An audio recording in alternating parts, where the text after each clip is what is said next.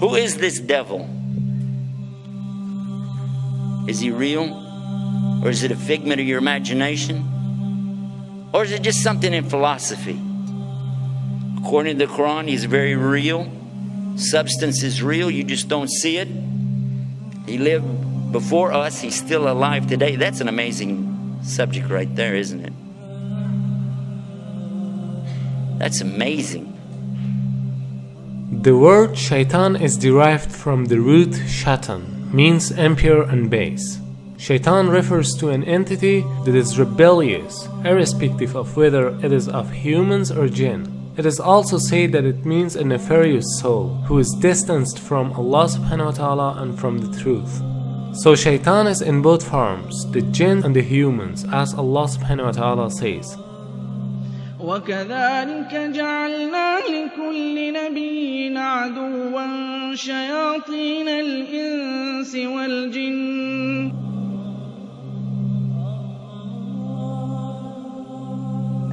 Now what is this about the jinn? Why do you have to believe in that? Well, they're part of something called al-ghaib. Al-ghaib means the things you don't see, the unseen. You agree and I agree, we don't see Allah. Okay, so he's in the ghaib, the unseen. We agree there are angels and you don't see them. They're in the ghaib, unseen, made out of light. And now the jinn, and we don't see them. They're also in the ghaib. They're made from a fire which has no smoke to it. And if fire has absolutely nothing like smoke to it, or that it could be that you don't see that either. There's heat that you don't actually see, isn't that true? The both kind of shayateen are trying to lead people to evil deeds.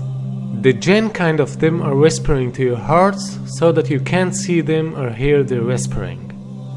And the human kind of them are whispering to your hearts in a way that you can see and hear but not realize it as whispering. And he can be anyone, even a friend of you who suggests you for drinking alcohol or any other kind of evil deeds. As far as the question is concerned with Iblis, it should be noted that Shaitan is a common noun, whereas Iblis is a proper noun. Iblis is also from among the jinn, who was the first creature that disobeyed Almighty Allah's command. We don't see the jinn, but we said that they have choices.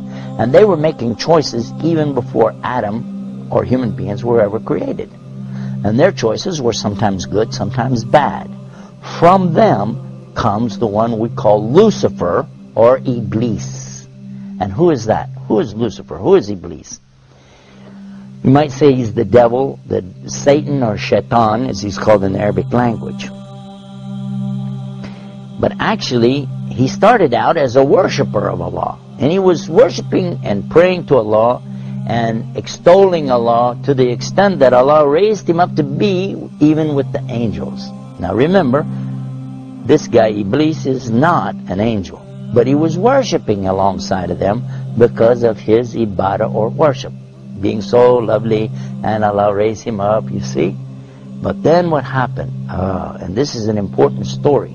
So we'll digress from a moment from our beauties of Islam to go into this to get a concept here to understand a big mistake that some people make when they say that he's from the angels. Angels don't make mistakes. They do as they're commanded. So when Allah created the best of His creation, what did He create? He created Adam, a human being. He created Adam from what? He created him from mud or clay. I want to show you what happened after Allah created Adam. Allah ordered all the angels, bow down. And all the angels did because they have to do as they're commanded. And they bowed down. All of them bowed. Except Iblis. He didn't bow down. Now if you read this in context, you understand that he was not an angel. But if you just read the words, all the angels bowed down except Iblis, you'll say, well see, that means he was an angel. But otherwise, in the Quran we find in other places that Allah said he wasn't an angel, but he was from the jinn, and he's created from a smokeless fire. And that's exactly what he said. You created Adam from mud, but I'm created from something better, from a smokeless fire. So I refuse to bow down. Why? Because I'm better than him. I am better than Adam, and I refuse to bow down to him. And by so doing, he disobeyed Allah. And whoever disobeys Allah, he's in trouble. But especially if he does it out of his arrogance and his pride. I refuse to obey because, I know better. And in this way, he put himself in the worst possible condition with Allah. Allah condemned him to hell forever. And he said, I don't even care. Just let me take him, meaning Adam, and his children along with me to hell. What? For what? Because of this thing called pride or arrogance. Kibr in the Arabic language. And what is kibr? And kibr is something comes from kabara. Kabara is the root of the word akbar. And only Allah is akbar. Allah is greater and greater and greater than anything.